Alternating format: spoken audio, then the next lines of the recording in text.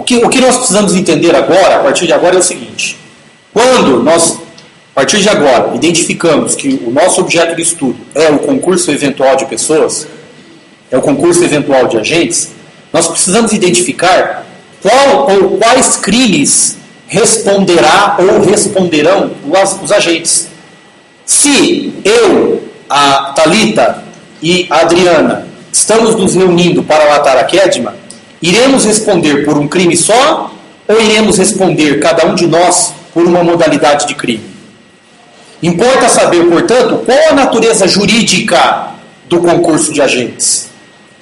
E para essa resposta, adivinhem, 3 teorias a respeito. Pois é. Vocês pensavam que tinham escapado, mas não.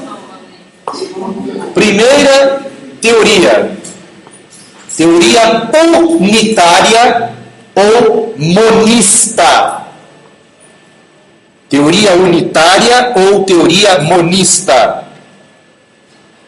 A teoria unitária, por óbvio, indica que todos os participantes do delito responderão por um crime só.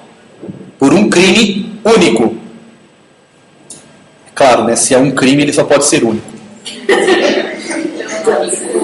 Isso é. Né?